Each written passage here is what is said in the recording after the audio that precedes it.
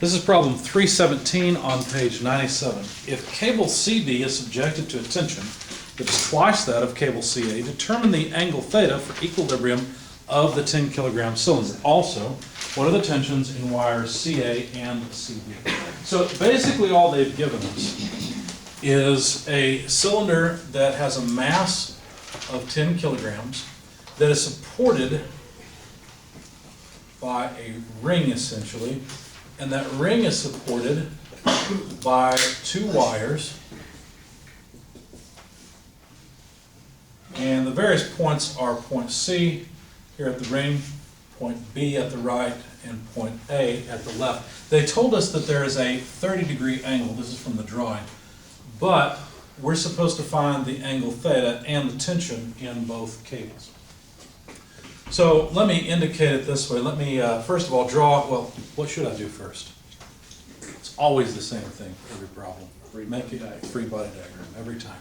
So let me make ring C, tension in B, tension in A, 30-degree angle because I know the direction, unknown angle theta, and weight. Is the weight 10 kilograms?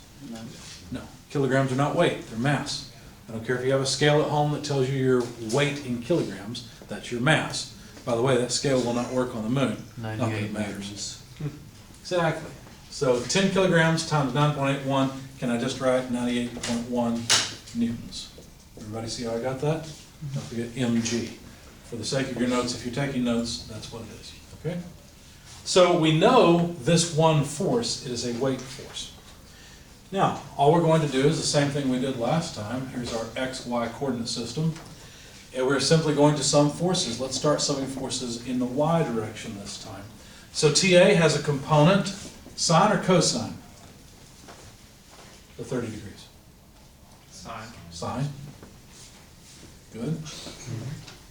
TB has a component, sine or cosine? Sine. Sine.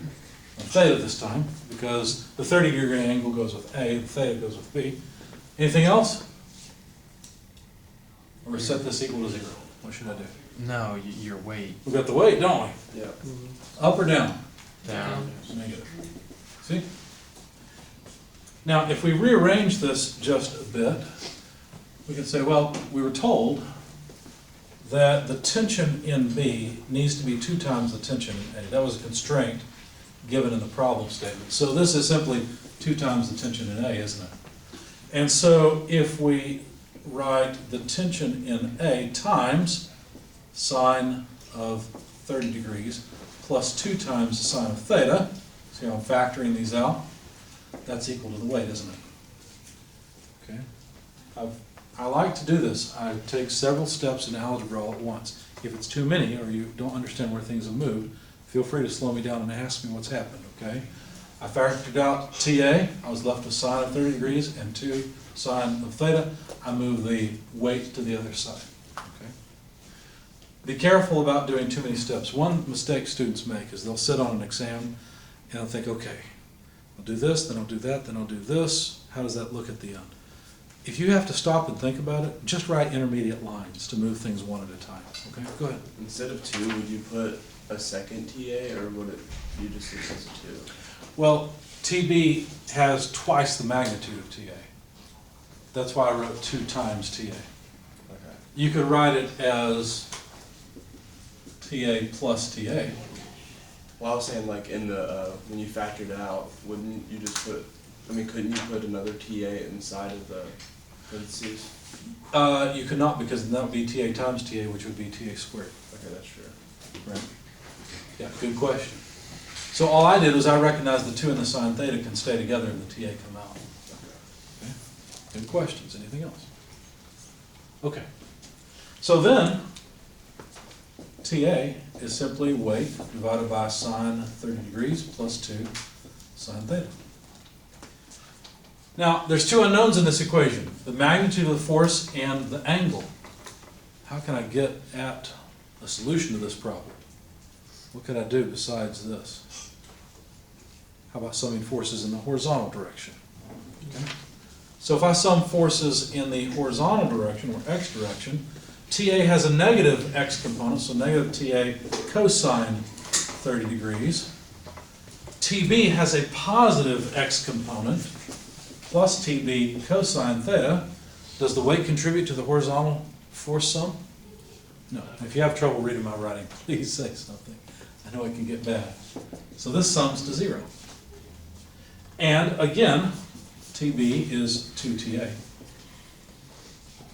So what would we end up with? Well, let's see. TA cos 30 degrees equals 2TA cos theta, but the 2 TAs can cancel. And so cos 30 degrees equals 2 cos theta. So couldn't we calculate theta? That would just be the inverse cosine of cos 30 degrees over 2. Because look, I'm just going to divide out the 2, take the inverse cosine of both sides, and we're done. So that number, theta, comes out to, you know what, let's just put it over here. It comes out to 64.3411 degrees or so. Rounded it off to 4 decimal places. That's what you get here, rather than write it. Now, once I've got that, all I've got to do is plug it in right there. Right? So the weight, 98.1 newtons, divided by sine 30 degrees, plus 2 times sine 64.3411 degrees. Okay, so when you do all of that, you'll find the magnitude of TA, in other words, plug it into your calculator, and that magnitude comes out to, let's see, I guess the only place to put it is here, comes out to about 42.6 newtons. Now we can check, because what should be true about TB? It should be twice TA, shouldn't it?